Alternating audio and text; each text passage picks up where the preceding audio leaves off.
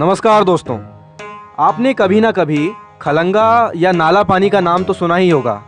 बीते सालों में ये देहरादून के मोटो व्लॉगिंग और बर्ड वॉचिंग के हॉटस्पॉट के रूप में डेवलप हुआ है। लेकिन क्या आपको इसके इतिहास की सच्चाई पता है? तो चलिए मेरे साथ इस रोचक सफर पर। मेरा नाम है अभिषेक और आप देख रहे हैं सर्किटपीडिया।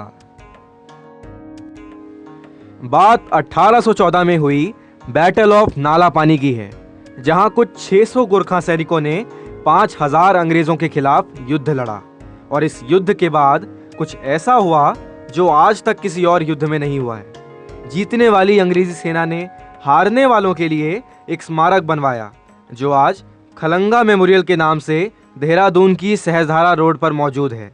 आर्कियोलॉजिकल सर्वे ऑफ इंडिया इसकी देखरेख कर रहा है और इस पॉइंट से अभी भी नाला पानी का पहाड़ बिल्कुल स्पष्ट दिखाई देता है। On the highest point of the hill above this tomb stood the Fort Kalanga. After two assaults on the 31st October and 27 November, it was captured by the British troops on the 38th of November 1814 and completely razed to the ground.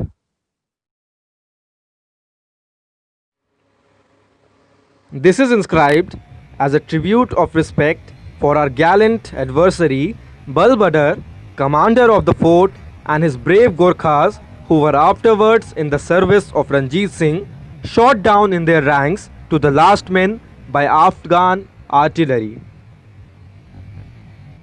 अब चलते हैं नाला पानी। शहर से दूर इन घने जंगलों में 200 साल पहले इतनी भयानक जंग हुई थी, जिसने भारत, नेपाल और अंग्रेज़ों के बीच का रिश्ता ही बदल के रख दिया। सो फ्रेंड्स, हम अब नाला पानी के पहाड़ों में एंटर कर चुके हैं और नज़ारा बहुत ही शानदार है।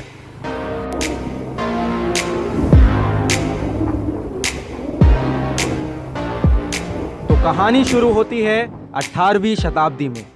तब नेपाल ने गढ़वाल पर आक्रमण करके गढ़वाल पर अपना शासन स्थापित कर लिया था, लेकिन उनकी सत्ता ज़्यादा दिन टिकी नहीं।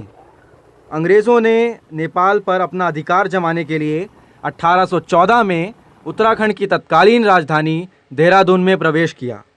गोरखा कमांडर बालभद्र कुंवर ने अपने 600 गोरखाओं की टुकड़ी को नाला पानी पहाड़ पर स्थित कलंगा किले पर तैनात कर दिया और इसी तरह भूमिका तय हुई फर्स्ट एंग्लो नेपालीज वॉर की। नाला पानी, जैसा कि नाम से पता चलता है, कई बरसाती नालों का सोर्स था। अंग्रेज़ों ने अपनी मिलिट्री स्ट्रैटेजी के तहत कई नालों में जहर मिला दिया था और आप सोच सकते हैं कि उस ज़माने में 6 हफ्तों तक बिना पानी के सीज़ फायर को होल्ड करना कितनी बड़ी उपलब्धि होगी।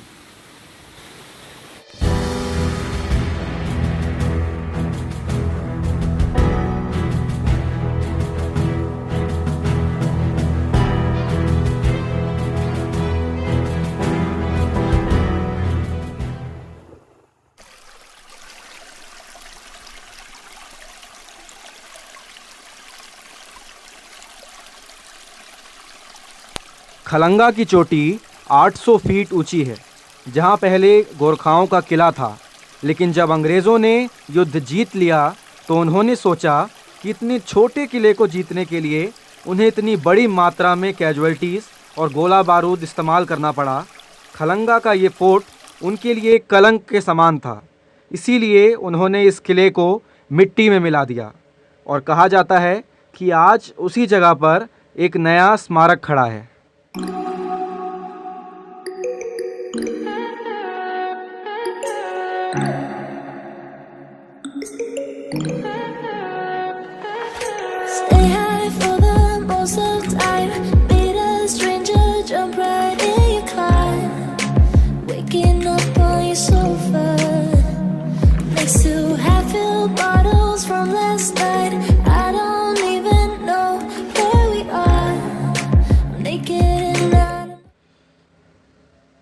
अब हम बालभद्र खलंगा मेमोरियल पहुंच चुके हैं। ये इस पहाड़ी का टॉप है। Almost 30 officers, more than 1500 soldiers have given their life at this battle place. And these are the official records and the actual number must be in thousands. इस जगह पर आकर मैं ये महसूस कर पा रहा हूँ कि इतिहास और समय किसी के लिए नहीं रुकता और बदलते रहता है। किसी समय इस जगह गोला बारूद दागे जाते थे और आज ये जगह सन्नाटे में खोई हुई है। इसी जगह पर अंग्रेज़ों ने अपने सबसे काबिल ऑफिसर लॉर्ड जिलेस्पी को खोया और यहीं पर गोरखाओं के कमांडर बालभद्र थापा नेपाल और भारत की इतिहास की किताबों में अपनी वीरता और पराक्रम के लिए अमर हो गए। गोरखाओं की बहादुरी से अंग्रेज़ इतने प्रभावित हुए कि उन्होंने अपनी सेना में और भारतीय सेना में भी गोरखाओं की भर्ती शुरू कर दी और आज गोरखाओं के नाम से एक अलग गोरखा रेजिमेंट भारतीय सेना में मौजूद है और आज तक नाला पानी और खलंगा की नेपाल और भारत के इतिहास में मिसाल दी जाती है। तो दोस्तों, आई होप आपको आज की वीडियो बहुत अच्छी लगी होगी।